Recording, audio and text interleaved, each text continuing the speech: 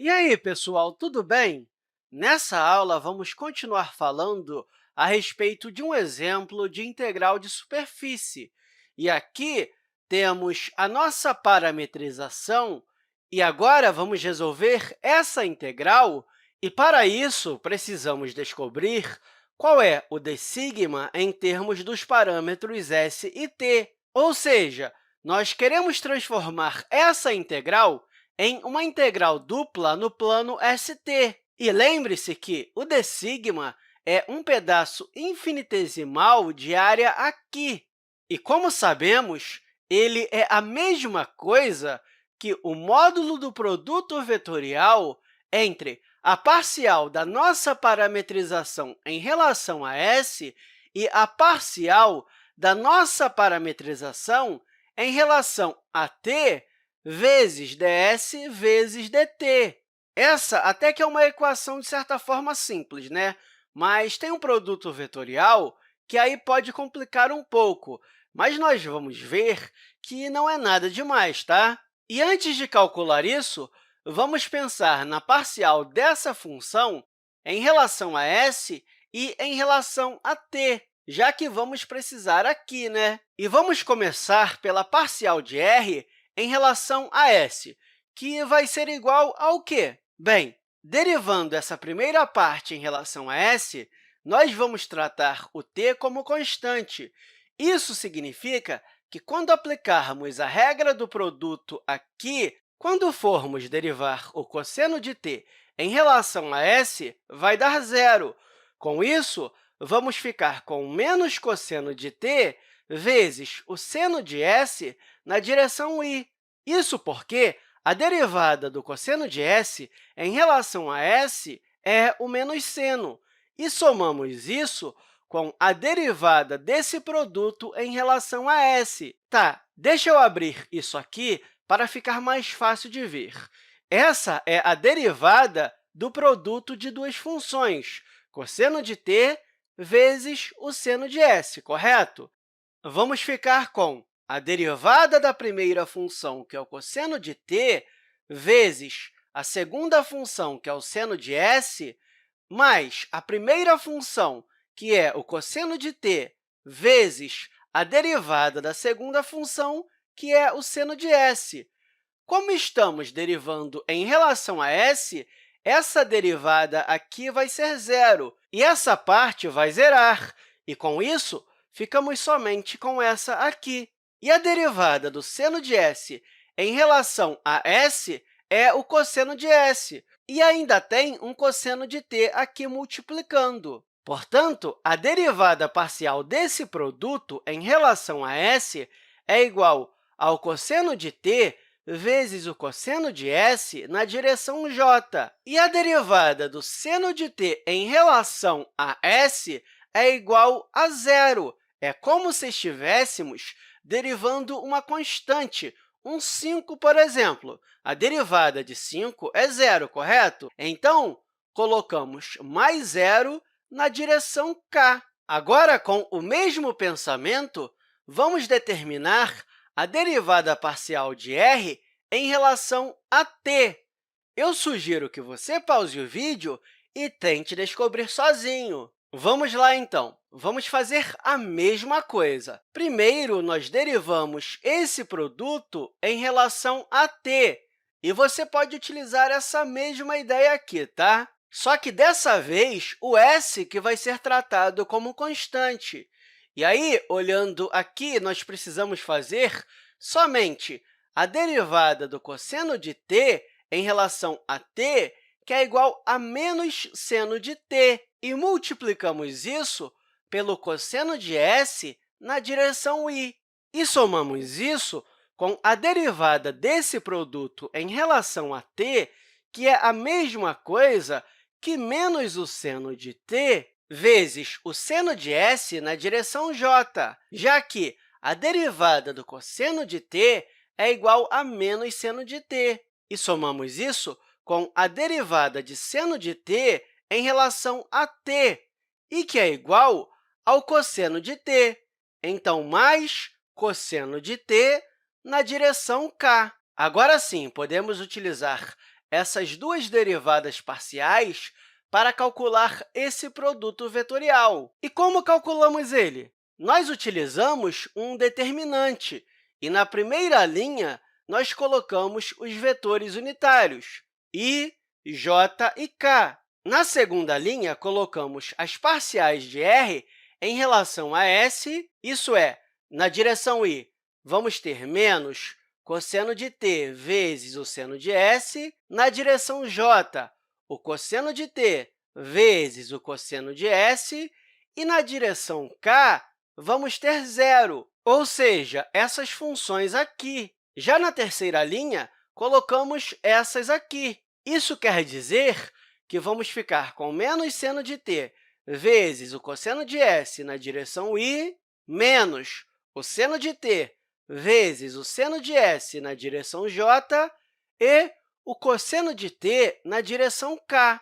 Para fazer esse determinante, você pode fazer de várias maneiras, mas o ideal é, primeiro, ignorar essa coluna e essa linha, e aí calcular o determinante, digamos assim, dessa submatriz. E quando você faz isso, você vai achar o determinante na direção i, e você vai fazer isso para todas as outras componentes. Ou seja, nós pegamos o determinante na direção i e subtraímos pelo determinante na direção j e somamos com o determinante na direção k. E pegando primeiro aqui na direção i, nós ignoramos essa coluna e essa linha e calculamos o determinante dessa submatriz. Isso significa que nós vamos multiplicar os elementos da diagonal principal e subtrair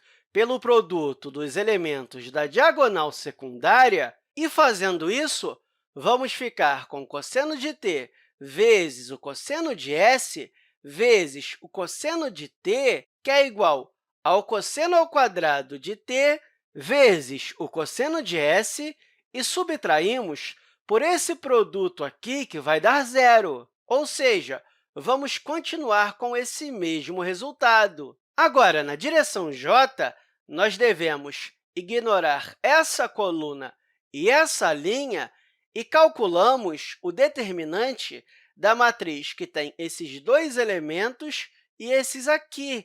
E, fazendo isso, nós vamos ter menos o cosseno de t vezes o seno de s, que multiplica o cosseno de t e que vai ser igual a menos o cosseno ao quadrado de t vezes o seno de s, e subtraímos pelo produto entre esses dois elementos, que vai ser igual a zero, ou seja, o resultado vai continuar esse. E como aqui tem um menos e aqui também, podemos colocar ambos os sinais como positivos. O resultado vai ser o mesmo. E na direção k, nós fazemos o seguinte: nós ignoramos essa coluna e essa linha e calculamos o determinante dessa submatriz. Ou seja, pegamos a diagonal principal e subtraímos pelo produto dos elementos da diagonal secundária. E deixa eu apagar isso aqui, porque vai dar um resultado maior. Então, vamos ficar com menos cosseno de t vezes o seno de s, que multiplica menos o seno de t vezes o seno de s, que é igual ao cosseno de t vezes o seno de t vezes o seno ao quadrado de s, e vai ficar positivo aqui porque temos um sinal de menos aqui e outro aqui também. E subtraímos isso pelo produto entre os elementos da diagonal secundária, que vai ser igual a mais o cosseno de t vezes o seno de t vezes o cosseno ao quadrado de s. E ficou positivo porque estamos subtraindo por um valor negativo, né? E, olhando para essa soma, podemos até ajeitar. Deixa eu ver aqui.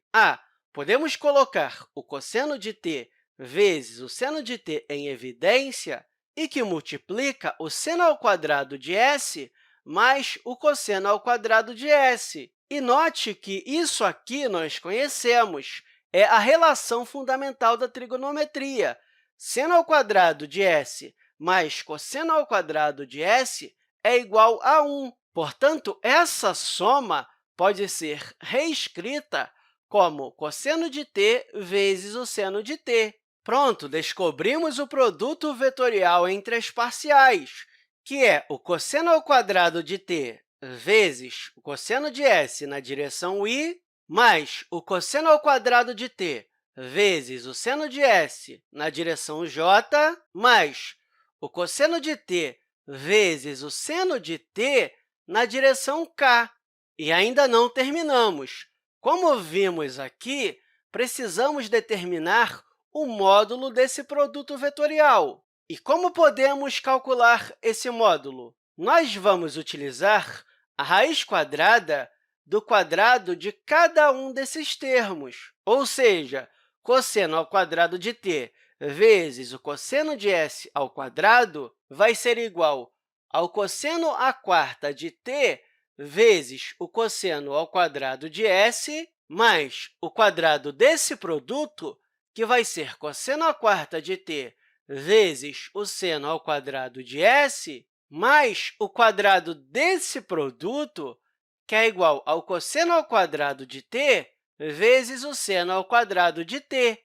E note que essa soma tem um cosseno à quarta de t em comum, por isso, nós podemos colocar ele em evidência. E aí, vamos ficar com o cosseno à quarta de t em evidência, que multiplica o cosseno ao quadrado de s mais o seno ao quadrado de s.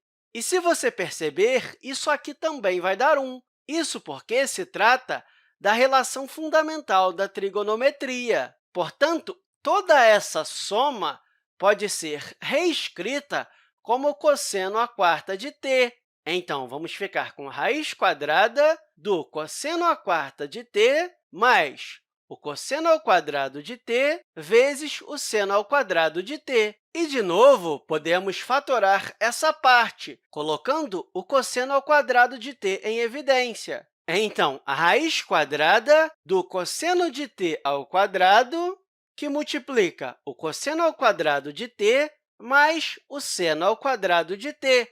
E, de novo, essa aqui é a relação fundamental, portanto, vai ser igual a 1. E tudo isso vai ser igual à raiz quadrada do cosseno ao quadrado de t, que é a mesma coisa que o cosseno de t. Pronto, achamos o produto vetorial que queríamos. E, com isso, agora podemos determinar o d sigma, que é a mesma coisa que o módulo desse produto vezes ds vezes dt. Ou seja, o d sigma vai ser igual ao cosseno de t vezes ds vezes dt. E eu espero que essa aula tenha te ajudado e até a próxima, pessoal!